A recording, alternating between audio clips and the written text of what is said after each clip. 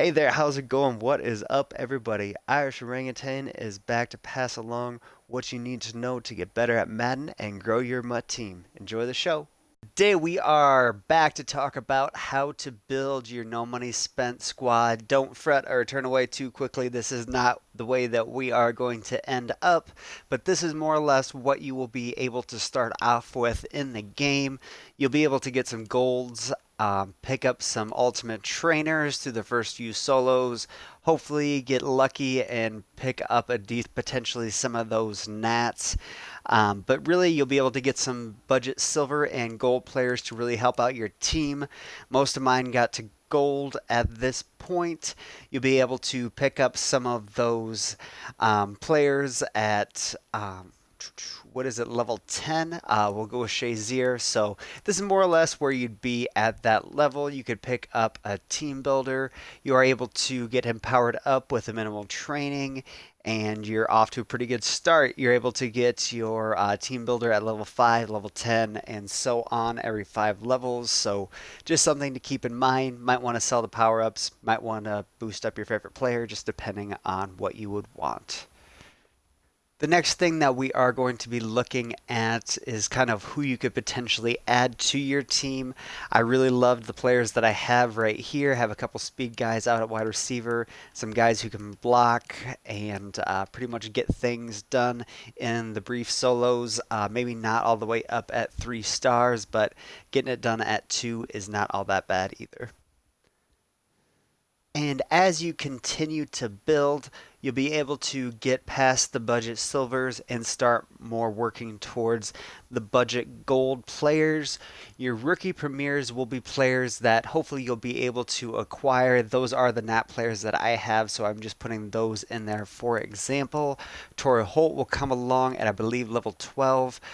You won't get a boost for every level this time around, but you will get a larger boost when you do get the Mutt level master, so that is a huge plus. And something to start the game, the other Mutt master, Patrick Tillman, you'll just be able to get after 1 touchdown. So as you can see, my line is starting to fill out. You'll be able to pull your gold player packs, and there's a wonderful idea to kind of fill in with those NAT players. Pull the gold player packs because those players are players that you will not be able to decide on and will be fixed on your team. So just something to keep in mind. Really, with this lineup, I could probably play solos for a month or two, but I have made some additions to this, and we'll be getting into the offensive additions here that you could potentially make to boost your team straight away. And I will be going over the all Redskins and just the team that I do have assembled in the coming weeks. So over here on defense, your team can start to fill out a little bit more. You might have a level pack. You might be able to go out and get one of those coveted outside linebackers that has 82 speed. That is your rookie. As you can see, Patrick Tillman should be there and was there the first time around. You need to start accumulating stats with him as quickly as possible. As you get through and get to about level 20, you'll be able to get Marshawn Lattimore and complete that ultimate trainer. And Quinton Williams, Nick Bosa, great way to fill out your line if you were able to get those rookie premieres done. Jalen Ramsey and Jerry Rice, I both got Nat this year, so that was a huge boost to my team. Devin Bush is right behind Shazier there. Shazier, I really appreciate. You do have to boost him up with training, but he is definitely worth it. He is a speed demon and is a great user over there in the middle. Something else you could potentially do that has become a little more prevalent this year with EA Access not being something that you could swap between accounts. You may have opened a second account, and if there are some players that you would potentially want to try out or have on your team, the best way of doing that is potentially just trading them over and just using them out on your team and trading them back when you don't need them, or figuring out a better way to make coins with those players potentially. Those nats that you do acquire are a great way to fill out your team. I have said that a couple of times, and the reason for that, they are going to be fixed players, and they're usually going to have a lower value than the players that you could sell. Obviously, you can't sell them straight off, but the trading value will be lower as well. And as you start to build from here, you're going to start to be able to add some of the better players that you really need to go and play online with in head to head. And as you get through more solos and challenges, you will be able to start adding a few more players. You might be able to add some of your favorite players. I was really fortunate to be able to go out and get Brandon and Jordan just from level packs. I also did acquire their power ups as well to make them a little bit better and have the ability to be powered up and have some abilities on them. I did put out a training video recently, and I will be doing a better job of explaining some of those things with chemistries, abilities, and superstar X Factor abilities. That will be able to help you out a little bit more with that as well. So, if you wanted a little bit more knowledge about that, that will be coming very soon. But getting back to the team, I was able to fill out with some power ups. At certain points in time, power ups are definitely going to go up in value. When a high rated card comes out, their power up will definitely rise. At this point, some of these players were a little bit lower. Also, some of them were theme builders, so you're able to go in, get their power up by playing just one game and adding them to your team. And with some under 50, 100 trading can get them to level 70, 80 and really benefit your team. At this point, you probably want to add someone who can kind of open up the field for you and really be a game changer. Tyreek Hill is a wonderful fit in that regard. I really appreciate him out on the outside, especially with Marquise Brown. I play Jerry Rice as the slot wide receiver, and really does a great job at that with his route running abilities. Baker Mayfield is another player that will come with solos and is Nat, so is a wonderful player to fit in there for quite some time. With the gold packs, I was able to get Rob Havenstein, so that's just another fit there.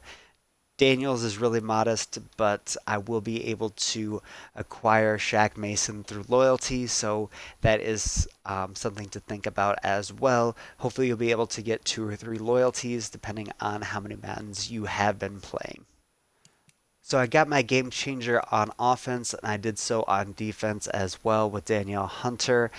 I'm very excited about the pressure he's able to get off the edge. Fits in very well with a couple of the rookies who do not have the highest rush stats. Ramsey is another one of those Nat players I'm able to put alongside Lattimore and Slay. Should have talked about Ramsey a little bit more last time if I had not already. But Justin Reed is another one of those players that fits in really well. Along with Jordan Reed and Brandon Scraff. He is just terrific, and you're able to get him out of those level up packs, which are definitely inexpensive compared to their value getting them off of the market. Another one of those players that I really appreciate is Ryan Kerrigan. Wish he had a little more speed in the game or could play him inside in rush situations, but he is pretty solid coming off that right edge as well. I then worked to fill in some other gaps with some high golds. Low golds aren't terrible as well, depending on what type of budget player you do want. Some budget offense and defensive players really can help out your team, especially when you're grinding those first few solos. And speed is definitely king again, and I don't know if there'll ever be a time that it won't be. At this point in time, the market is on the rise. Hopefully, there will be able to be a dip at some point in time in the near future. I would definitely wait until things kind of get flushed out and you're able to go out and acquire some upper echelon players then. Pulling packs is not always the best way to go. Just grinding is the way that I go most of the time. Coin stack is not the largest right now, and the level is not quite where I need it to be, but we will be there over the next couple days. Very excited to be able to have the team where it is. This is definitely not the full team at this point, but definitely where you could have it in a couple of days of grinding as well. Theme builders, again, are great ways to fill out the team in places that you don't have. Mac at center for me was a great fit. And one more thing that will be coming out that you hopefully will be able to acquire, we'll be looking at here in just 1 second. The last thing we will be looking at will be the 82 overall team fantasy players. These really are players that could help out your team. In my situation, I potentially would look at a lineman. I don't know if I know one of them is Trent Williams and the other one is DeCastro. I don't think either of those two would help me at this point, so I'm going to have to look at someone I could potentially have help at a linebacker or maybe another rusher as well. But again, if you haven't had your favorite player or if you're just getting started out, this is a pretty good way to help you get through that grind. I would definitely wait on the higher overalls until you figure out some of the players that you know are set. Have went through some of those players that will be set and did go through those players again. Just those Nats are really good fits on your team, at least for the time being. Fletcher Cox is another good one that you should potentially look at. Saquon is solid. I think he has better stats than most of my halfbacks at this point. Calais Campbell is very tall. He's, depending on his speed, potentially someone that I will be grabbing. Again, they do have one of these for each of the 32 teams. And also you get to see what the elite animation is. Sadly, the Silvers looks just about as impressive as this does, so it doesn't really set anything apart. Sadly, this Aaron Donald is not necessarily the best. Earl Thomas is someone I did consider, but his speed is very, very low. Most of the defensive backs are very slow. Hopkins, not a bad option. Wide receiver isn't a bad option, especially if you want to go with depth. I'm thinking about going and speeding things up a little bit with some no huddle and try to figure out an offense with that. So excited to go and look at that a little bit and be bringing you a scheme with that. 62 speed is a little bit slow. I think I'm going to try out McCaffrey because he'll probably be my best catching halfback out of the backfield and can try him at wide receiver as well. And in no huddle, it'll be really nice to be able to play him at both. But that is what we have for today. I wish you all the best, and I wish you all the best grinding. And so very excited, Madden will be coming out this coming evening. I'm going to be listening in to some of my favorite streamers and hopefully be bringing you some videos as well. Wish you all the best and take care. Thank you for checking into the Irish Orangutan channel. Keep coming back for more Madden knowledge. There will be consistent videos up every week, so make sure to subscribe and hit the bell button to see them all.